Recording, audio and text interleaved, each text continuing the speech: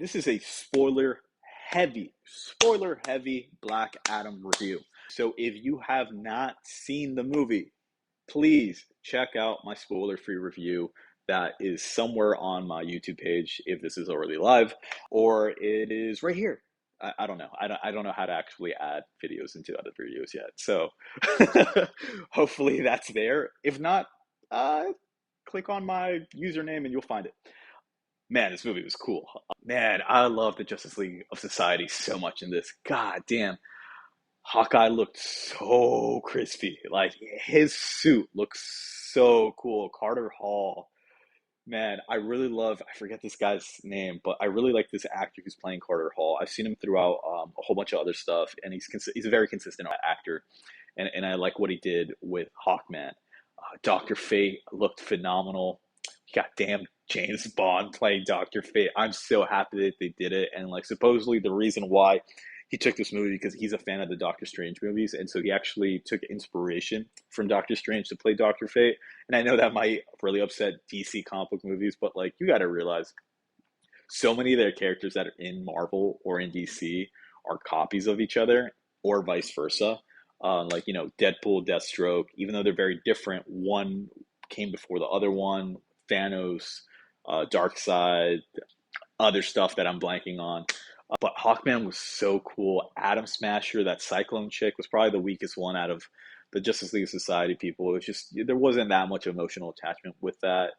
Same thing with Atom Smasher, but like the guy who played it, it was fun, especially his interactions between him and Hawkman.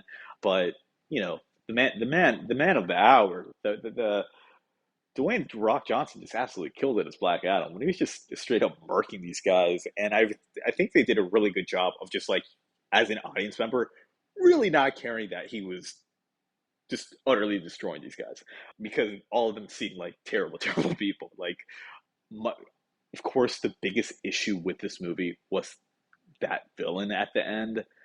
That CGI mess was so disappointing. Like, I don't know, the character design. I don't like, you see, I can't even tell you who that guy is. He was so forgettable. Not the actor, but it's just like the fact that plot device of these DC comic book movies have to have this CGI villain that the superhero needs to defeat at the very end and then credits. It's like it's the same problem with the first Wonder Woman movie. Like I'm not even talking about the second Wonder Woman movie. That's just a train wreck. But the first one was really, really, really good. And then when she fights Ares, it felt forced and felt almost unnecessary. And it was just like it was just kind of happening. It was like, hey, I enjoyed 2/3 of this movie, and then this didn't really make the landing. And that's how this movie feels. It could have been a lot better. And then in my spoiler-free review, I talked about like using pop culture songs throughout the movie. When they use "Power" by Kanye West, that was a terrible song choice. I know Warner Brothers, and I think it's because like they have their own music label. Like they have the ability to use these songs, and they definitely do, and they flex that muscle. But it really, that specific scene, it really took me out of it. And it probably doesn't help that, Kanye West is having all these controversies. So, like, you can't help but think of that when that song plays. But it just like, if you use something like Junkie XL or the Hans Zimmer, like that crazy, like intense score for that scene, that would have been a lot cooler. The humor hit in this movie pretty goddamn well. The fat dude with the bald spot, he was funny throughout. Like when he goes, it's like when he's fighting like the weird like skeleton zombie demons, and he was like, "It's okay, I die from electricity," and he's just killing him.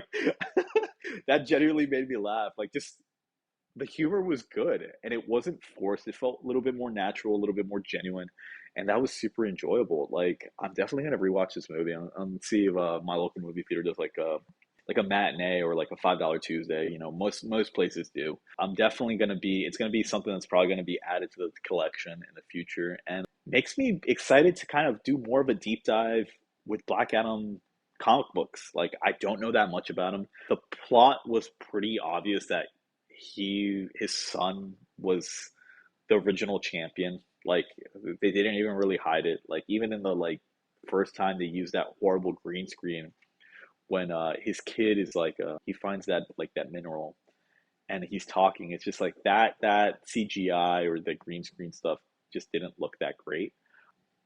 But Hawkman looked great. Dr. Fate looked great. Atom Smasher looked great. Even the Cyclone, I don't know her name. I'm so sorry. I don't want to just keep on calling her the Cyclone Girl or Cyclone Chick or whatever. But that character, her stuff looked really good. Like they really took their time to make sure those fight scenes looked phenomenal. The weird CGI devil villain at the end just looked so bad. It's always good to use practical effects in those types of scenes, or they could have used a different character design. In general, I wish they went with something different, but that wasn't that biggest. It was kind of a huge part of the movie, but it wasn't like it didn't take away from the fun that I had leading up to it. Take away from the fun of just like Black Adam just being a badass and an anti-hero, and that's what we wanted it to be. And like I'm excited to see a sequel to this.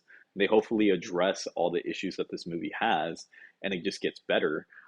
And I know what I mentioned earlier too, the kid who plays I don't know, the mom's son. I don't know how to explain it. I don't remember the character's name.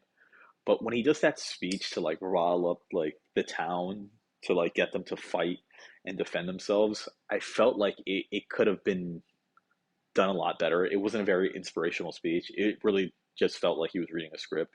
And again, not blaming that actor, especially since they're younger too. I just felt like the director should have been able to catch that and just like, hey, just do it again and make it like more robust and more stuff like that because he was definitely like the other hero of the movie, and like I liked him throughout it. He was really fun. He was funny. He was charismatic. It was cool. I like he was just kind of just skateboarding throughout it. That was really cool too. But yeah, I just felt like that just didn't land for me. And of course, that mid credit scene when Henry Cavill comes back as Superman and he has that little smirk and they just smile at each other. Hey, I need to talk to you. He's back, baby. Dude, Henry Cavill was meant to play Superman, and I'm so happy he's back. There's so much stuff that they can do with him. I think the exec that didn't like him for whatever reason, and I think it's just like, comes that simple. He wanted more money, and they said no. And so he kind of left and did The Witcher, and he's now doing other stuff. And then the fans like the guy. You've already invested so much time, effort, and money into making Henry Cavill the Superman. Just keep on going in that direction. You can fix all the mistakes that you've done with Batman v Superman and like all these other movies. And like Henry Cavill was never the issue. It was always the writer's fault and studio execs and like the people in charge. It was never Henry Cavill's fault of why the movies that he was in were like subpar. He absolutely kills it. He's obviously a phenomenal actor and he's a fan favorite. It's hard to get that done. He's already done all the work for you. Just make a good movie for it. Please make a Superman sequel. But we're not here to talk about that. I want to hear you guys' thoughts. Like, leave me a comment. I want to hear what you liked, what you disliked. Maybe you disliked the same things that I disliked. Maybe you didn't hate the weird devil dude at the end that conveniently they had to fight, and then Doc Dr. Fate died. Isn't he power enough? Like it was one of those things. Couldn't he just kind of teleport Black Adam to the fight, and he didn't have to do all that stuff and immediately? I don't know. Maybe I don't know Dr. Fate's like power skills, but like he's pretty strong, and I'm surprised that he lost to this guy. But this guy was supposed to be some crazy demon god devil thing in the jiggy. So it's whatever. And that's probably why they got Pierce Brosnan. It's because it was like, hey, you want to do just one film? It's like, I'll sign up for just one. And then leave me alone. Give me that check. Give me that moolah. But yeah, I'm excited to see where this goes in the future. So please like, comment, subscribe.